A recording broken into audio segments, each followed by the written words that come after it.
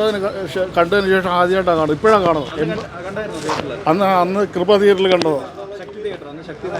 അന്ന് ശക്തിയായിരുന്നു. പക്ഷേ ഒന്നും പറയാനില്ല, അടിപൊളി സൂപ്പർ. ഇപ്പോൾ പുതിയതായിട്ട് ഇറങ്ങിയ പോലെ ഉണ്ട്. അടിപൊളി, നല്ല 4K നല്ല അടിപൊളിയായിട്ടുണ്ട്. സൂപ്പർ, ഒന്നും പറയാനില്ല. പിന്നെ ഇത്ര പുതുമയായിട്ട് നല്ല പുതുമയായിട്ട് തോന്നുന്നു. അടിപൊളി, നല്ല ഇനി ഫാമിലി ആയിട്ട് കൂടെ വരണം. സൂപ്പർ, അത് പറയേണ്ട ആവശ്യമില്ലെന്നേ, അതെല്ലാവർക്കും അറിയാം. അടിപൊളി. കാരണം ഇത്രയും വർഷത്തിന് ശേഷം ഈ സിനിമ വീണ്ടും കണ്ടപ്പോൾ ഭയങ്കര സ്ക്രീൻ പ്രസൻസ് ഒക്കെ അടിപൊളി.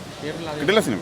മമ്മൂട്ടിക്ക് പകരം മമ്മൂട്ടി മാത്രം, വേറെ മമ്മൂക്കയ്ക്ക് പകരം മമ്മൂക്ക മാത്രം, അത്രേ ഉള്ളൂ. അതിന് വേറെ മാറ്റി വയ്ക്കാൻ വേറെ ആളില്ല എന്ന് തന്നെ പറയാം. എങ്ങനെ ഈ സിനിമയോ? ഇല്ല, നേരത്തെ കണ്ടിട്ടുണ്ട്. ഇപ്പോൾ ഈ സിനിമ ഇപ്പോൾ കണ്ടപ്പോഴും ഫസ്റ്റ് ടൈം കാണുമ്പോൾ തന്നെയാണ്. അത്രയും പുതുമ അതിനുണ്ട് എന്നുള്ളതാണ്. വാക്കുകളില്ല പറയാൻ, അത്രയും സൂപ്പർ. ഒന്നുമില്ല, പകരം വയ്ക്കാൻ വേറെ ഒന്നുമില്ല. ഇന്നത്തെ സിനിമകൾ കൊള്ളില്ലെന്നല്ല, എല്ലാ സിനിമകളും കൊള്ളാം. പക്ഷേ ഈ സിനിമയ്ക്ക് പകരം വയ്ക്കാനുണ്ടോ എന്നുള്ള സംശയം. സിനിമയെക്കുറിച്ച് പറയാനായിട്ട് ഇത് വളരെ ചരിത്ര വിജയം നേടിയ മലയാള സിനിമയാണ് MDയുടെ. ഹരിഹരൻ്റെ തികഞ്ഞ പുരാണ കഥാപാത്രത്തെ കാഴ്ചവെച്ച ഒരു മമ്മൂട്ടി നല്ല രീതിയിൽ അഭിനയിച്ചൊരു മലയാള ചിത്രമാണ്. നമ്മുടെ എപ്പോഴും അഭിപ്രായമാണ് ഇത് വരാൻ വേണ്ടി. ഞാൻ തന്നെയാണ് ഇതിനെ 4Kയിലാക്കാൻ വേണ്ടിയും വളരെ ആവശ്യപ്പെട്ടതും ഇനിയും വെച്ചിട്ടുണ്ട്. 4Kയിലാക്കാൻ വേണ്ടിയാണ് മമ്മൂട്ടിയുടെ പല പടങ്ങളും ആയി.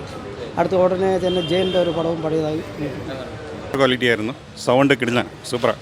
ഇതുവരെ ഉണ്ടായിട്ടുള്ള റീമേക്കിനെക്കാളും വളരെ വ്യക്തമായ സൗണ്ടും പിക്ചറും അമേസിങ്.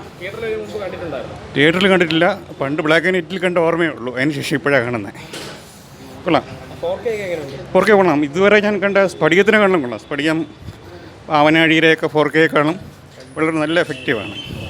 നെഗറ്റീവ് എന്തായാലും ഡെവലപ്പ് ചെയ്ത് പെർഫെക്റ്റ് ആക്കിയിട്ടുണ്ട്.